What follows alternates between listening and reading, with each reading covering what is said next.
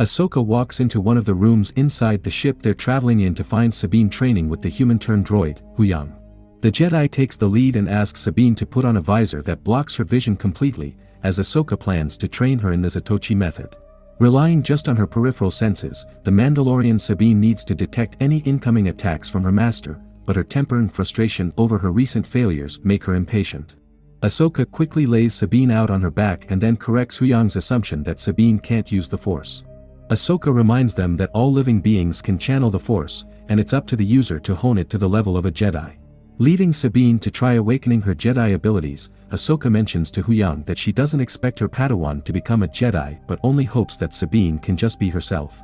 Meanwhile, in the New Republic Senate, Hera arrives with hopes of asking for backup so that she can go after Admiral Thrawn. The initial conversation with Chancellor Mon Mothma is pleasant, but when Hera mentions her target, a low murmur begins in the Senate. Senator Ziorno offers the harshest criticism of Hera's pleas for support, firmly adamant that Thrawn is dead and also questioning the real intentions of Hera's plans. The pilot retorts that the senator knows nothing of wars and hence shouldn't interject when matters of war are being discussed, but despite her best efforts, the pleas for backup are rejected by the Senate. The Star Wars lore is never complete without politics. In fact, it forms a central part of the whole saga. Hence, it's not surprising that the ones in power will wield it negatively to deny assistance when that's obviously the need of the hour. As Hera transmits the bad news to Ahsoka's ship, the Jedi enter the Denab system, which is the playground for evildoers in the galaxy. Soon, the transmission with Hera is disconnected as Huyang picks up bogies tailing them. Led by Shin Hati, the apprentice of Baylan Skoll and Marek, a bunch of ships start firing at Ahsoka's ship. With the Jedi at the wheel and the droid put to work scanning the quickest way out, Sabine heads to the guns. She destroys a few bogies before Ahsoka calls her back to man the wheel as she heads outside. Standing on top of the ship in outer space with her lightsabers, Ahsoka slices an incoming attacker while Sabine has to fix the system. That's because right in front of Ahsoka's ship is the Eye of Shaun, a vessel being created by Morgan Elsbeth, who plans to use it as a transporter that can warp her to Thrawn's location. Ahsoka's ship is damaged by Morgan's attacks, and Huyang is taken out, but Sabine fixes the ship in the nick of time. The Jedi take the lead, and they enter the Seatos planet atmosphere, with Shin, Marek, and the rest still in hot pursuit. To the amazement of the heroes as well as the audience watching at home, the ship suddenly encounters a group of Purgil, or the gigantic space whales that have been shown in The Mandalorian previously. However, Ahsoka and Sabine don't have much time to take in the magnanimity of these majestic creatures, as Shin is still firing at them. For the moment, Ahsoka dives into the clouds and escapes to seek refuge in the deep forests of Seatos, as Shin loses track of her targets because of the Purgils obstructing her view. She has to return dejected, but she makes sure to give Morgan a piece of her mind, passive-aggressively blaming her for failing to destroy the ship. Not one to take insults quietly, Morgan backhandedly chides Shin for losing track of Ahsoka. In the final scene, we find a massive group of hunters beginning a scouting operation of the forests in Seatos, with Baylan Skoll leading the operation. With him at the helm of the operation, Ahsoka and Sabine's ship might be discovered very soon unless the Jedi can come up with a plan at the earliest. After their ship is badly damaged in the pursuit by Shin Hati, Ahsoka and Sabine seek refuge in the forests of Seatos. The ship might not be in any condition to fly for a while and needs detailed repair, but with Baylan's hunters closing in, the heroes may need to abandon the ship. Even so, they may not be able to go very far on foot because of the massive crew that Baylan has organized. The only way Ahsoka and her Padawan can escape is if Hera brings her ship to their location to help them flee, but with the communications destroyed, whether Hera is aware of their current location or not is put into question. However, Ahsoka Episode 3 shows the growing bond between the Master and her trainee as Ahsoka starts trusting Sabine more than before. Only by having faith in Sabine can Ahsoka expect her Padawan to reach her fullest potential. By trusting her to fix the ship while the Jedi went out into space, Ahsoka let Sabine know that she believed in her abilities. Hopefully, the two can be as strong a team as Baylan and Shin in the coming episode.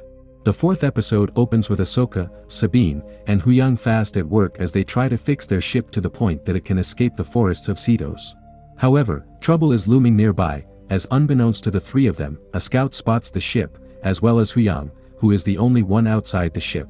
When reported to Baylan Skoll, he sends hunters to attack the Jedi and her team, while Morgan Elsbeth charts a path to locate Admiral Thrawn.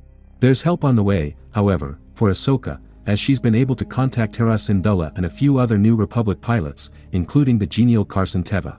With the ships heading toward Seatos, all that's needed is for Ahsoka and Sabine to sit tight until Hera can bring in the cavalry, but the hunters are faster. When the power inside the ship suddenly goes off, Sabine thinks it's Huyang being careless, but Ahsoka immediately knows something is up. Ahsoka sprints outside, followed by Sabine in Mandalorian gear, to find Huyang being attacked by a hunter. The master and apprentice make quick work of the small fry near the ship before heading off to find any more of the attackers.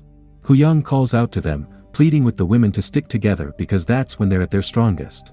Soon, a real threat makes itself known, as the two women are faced by Shin Hati in the Inquisitor, whom they had fought in Episode 2.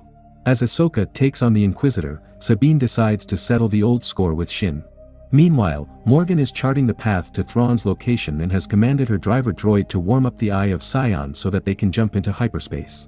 The fight between Ahsoka and the Inquisitor is visually amazing, with the red and white lightsabers clashing repeatedly, leaving a streak of dizzying colors.